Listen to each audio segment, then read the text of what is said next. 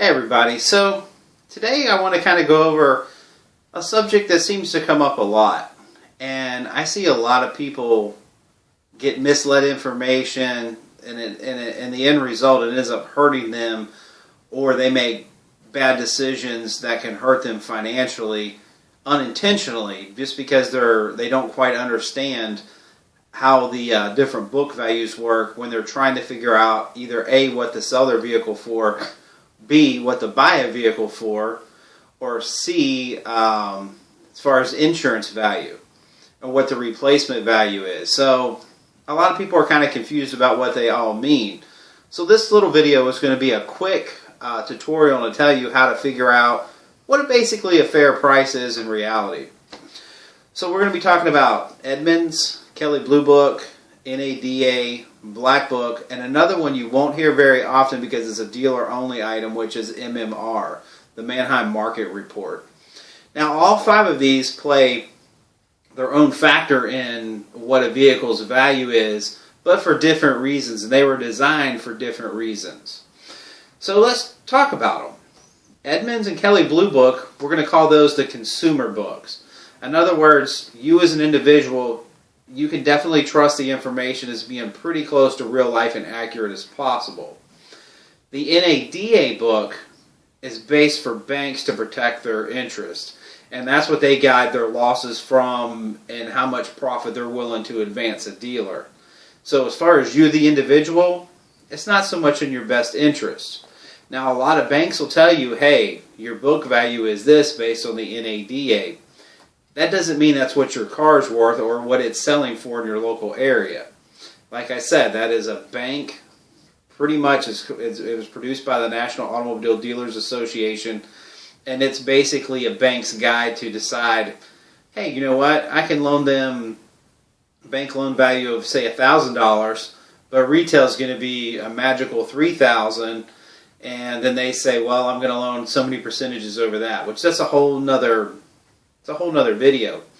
But the best interest of the N.A.D.A is usually either the financial institution and or an insurance company. So you as an individual, it's good to understand what it is, but it doesn't really necessarily mean that's what your car is worth or not worth.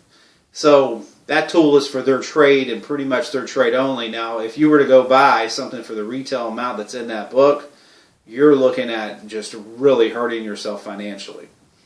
Now, the other book that's out there that a lot of people hear about is called the Black Book.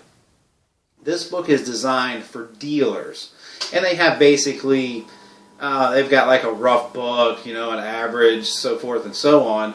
But these are dealers, and that information is collected through data, through auto auctions, and it's just kind of like this huge soup pile of information. And they kind of sift it out based on the regions, but it's for the dealers who are going into the auto auctions, and it's you got to take into account they're paying fees, they're doing this, there's all kinds of things to that.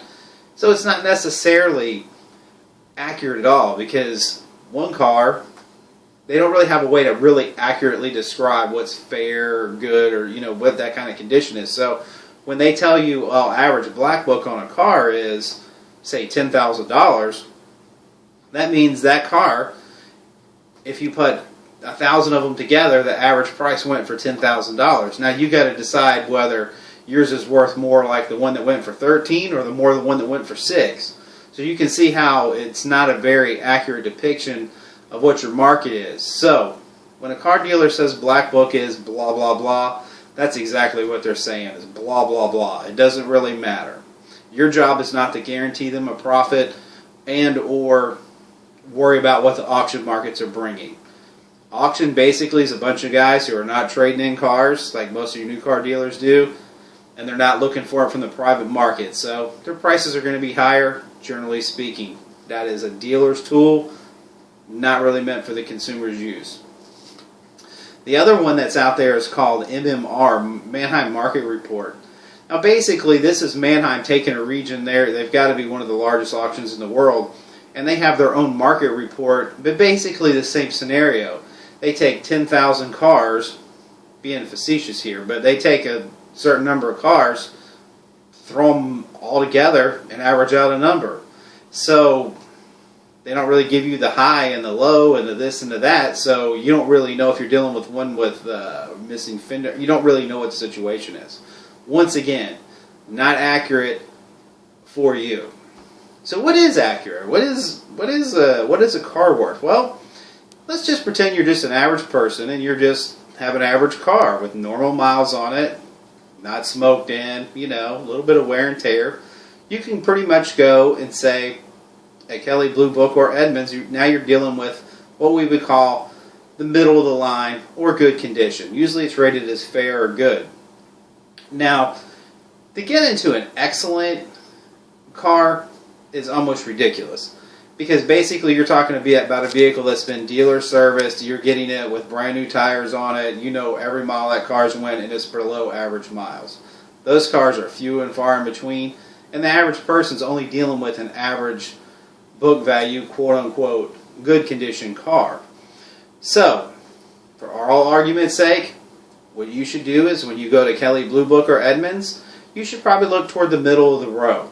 And basically what that's going to do, what those guys do, is they take the market area of the individuals, everybody's car selling, not just auctions, not just banks.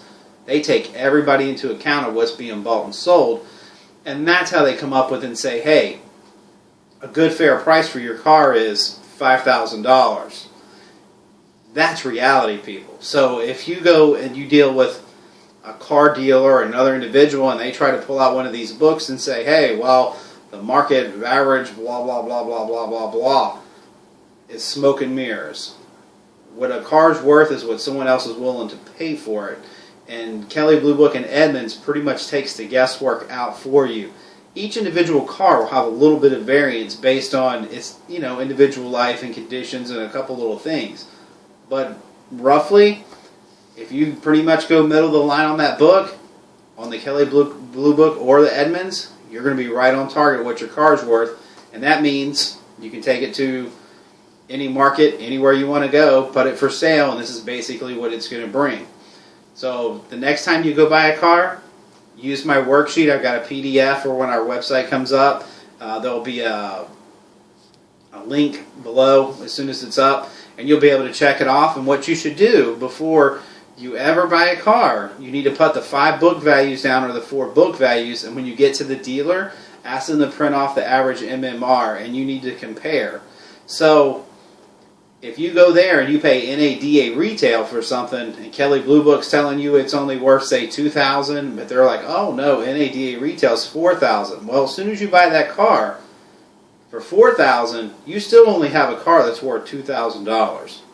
So before you pay extra for anything, see what it's worth on the consumer market before you try to play into the dealer's automotive market. Because when you get into the dealer's market, you've got to remember, they have financing with all the big names. They have all the big banks. They can make all kinds of stuff happen that you as an individual will never be able to make happen.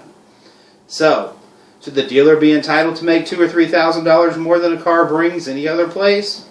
That's up to you. I'm just bringing you the information so you can make a good, sound decision for your family and save yourself a lot of pain and aggravation and not need gap insurance when you go buy a car. And also, if you're going to sell your car so you don't get the bad end of the deal, if you have a car that's worth $3,000 and you can basically tell that from the private markets like Kelley or Edmunds, then you know that if someone's offering you $1,500, you don't need to take that. Alright guys, well look, I hope this helps you out a little bit, and this is part of a professional series. I'm going to be teaching people how to appraise their values on the cars, everything from insurances to you name it. So stay tuned, and when the website comes up, you're going to be really informed on anything you want to do automotive. Nothing but love from the Car Man. See you next time.